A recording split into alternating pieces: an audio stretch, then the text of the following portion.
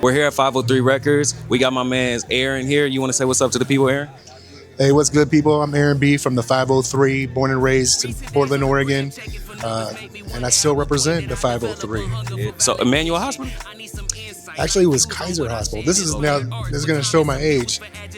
It was Kaiser Hospital where the Adidas headquarters is now. Oh, wow. So Okay. I was born. I used to be at Kaiser. I didn't mean to say wow like that. My Wow, apologies. yeah. You can't get more Portland than that. Speaking of, you've had quite a few like local Portland artists come through here. Is there anybody recently whose albums you've picked up who you want to highlight? Well, definitely, man. One kid that I really like now is his name's Spinach.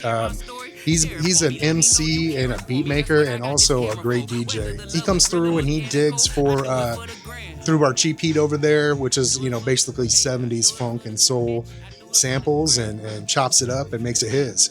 Let me grab his record. Okay. That's his album right there. And then check out the back. Anyways, you can see it's a trippy album. It's fun lyrics, great beats, and he opens up for a lot of people who come through town. What was the first album that you ever bought?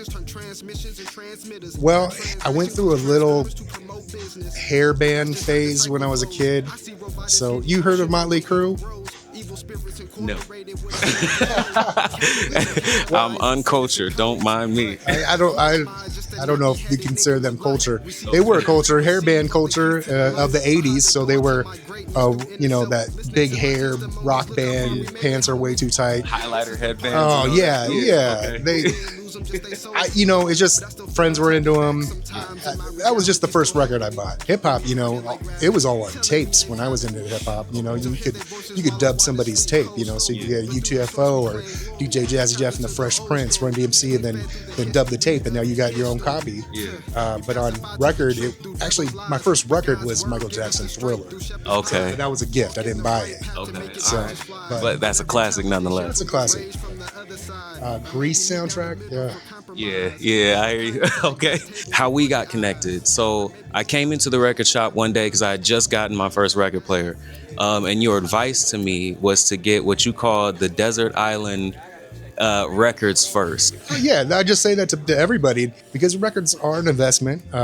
They actually go up in value, especially if you don't break the seal on them. Yeah. So, anyways, if you listen to what you would want to hear on a deserted island, just pick the things that you absolutely love and then go from there. You're going to buy more records. Once you start buying records, you understand the warmth of the album, you understand the physical copy, holding it in your hands, reading who produced it, who was on the bass, and just take the whole project in the way it was meant to be heard from beginning to end. No skips, just flips. You talked about the importance of having the physical record, like being able to hold it in your hands. Do you feel like there is a difference in sound quality or just experience-wise with having a physical record, whether that's a vinyl or a CD or a cassette versus the digital streaming age? Yeah, there's definitely a difference. Like I mentioned, warmth, that's usually what is described when you're listening to records. But when it comes to streaming, you're hearing a very compressed sound. So you're not always hearing the cleanest version. And that's why people go to CDs, tapes, and stuff. These are exact recordings the way they were meant to be heard. And when you're streaming, it could be gone tomorrow, As soon as you start paying that Apple bill or that Spotify bill, where's your music? It's gone. But if you come here and buy a record, buy a CD, buy a tape, it's with you for life until you get rid of it or pass it on. Okay, so what would be your deserted island records nowadays? Oh, Top 5. Top 5. Man, that has put me on the spot. Well, I mentioned the Roots, so I could put any Roots album. But Do You Want More is one of my favorite. Probably this last year, I do like the Pete Rock and Common album that came out. Was it the Auditorium? El Michelle Affair or El Michael Affair, depending on who you talk to, with Black Thought is an album, a collaboration that came out about 3 or 4 years ago. Number 3, De La Soul's whole catalog is out. Okay. So anything De La Soul, and then anything Tribe Called Quest. I mean, I can't go wrong with any of those albums. I'm definitely a 90s head just because of my age, but also because I was lucky enough to grow up in that sound. You know, the pioneers laid down the foundation, and it just keeps on continuing to grow each era. My era is the 90s. That's what I have the most fond memories of. So naturally, I'm going to go back to that. But, you know, with your age group, man, maybe, you know, it's, what do you listen to, Backstreet Boys? Wow. Kidding. No, but you know what I mean? Like the Kendrick Lamars, the Tyler, the Creators, of course. That's what you're going to gravitate to, and you probably will still listen to that when you're my age. Here at the shop, obviously you have a huge catalog, but I feel like, me personally, I feel like what sets you apart is how much emphasis you put on connecting with the community. For example, we got my man's back there DJing right now. That's Jake Moneymaker. Shout out Jake Moneymaker. You can see him waving his hand back there if he could bless us. So how important do you feel like it is to be able to reach out to the community and have, you know, DJs, MCs, people like that come through? That's who I rely on to make this shop what it is. If I was just here with a bunch of records and none of the community, and no desire to come here, you know, I wouldn't sell a thing, right? So this is about the community. So I listen to my customers, what they want to hear. I talk to the people. I talk to you. If I didn't talk to you, would I know that you did music? Probably not. I'm not saying that you're not known or anything. I'm just saying that, you know. I'm not.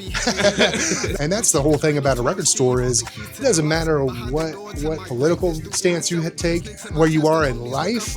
Music is a common denominator for all of us. It's very universal. It makes people happy. It's therapy.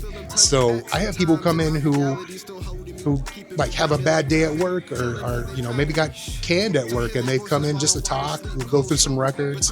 It's very therapeutic. People come through here on date night, you know, they're having some dinner and then they become, you know.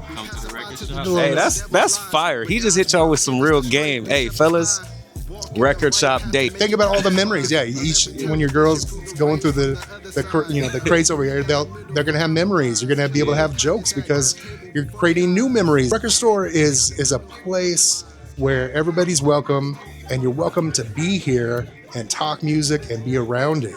That's why I have a DJ culture here too, because DJs can play music that makes you happy. I mean, listen to what we're listening to, DOS Effects right now. I mean, that's 90s hip hop again. So to me, I'm like, I knew exactly. My hair was longer, my goatee was longer. It just takes me right back there, and that's what music is for a lot of people. And that's why we're so grateful to have you here, man. I know I am. I've come through here plenty of times. He talked about, you know, people getting canned from their jobs and coming through here as therapy. I've been there twice here.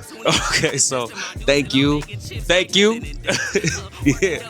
And we're going to get out of here, man. Come by 503 Records here on Hall. It's 3899 Southwest Hall Boulevard, real close to the Research Performing Arts Center, real close to the Beaverton Central Max Station.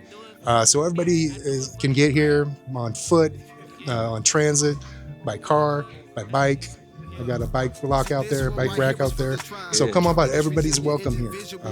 We discriminate against no one. It's nothing but love here. Yeah, for sure. Thank you, Aaron. And we gonna get out of here. All right, peace.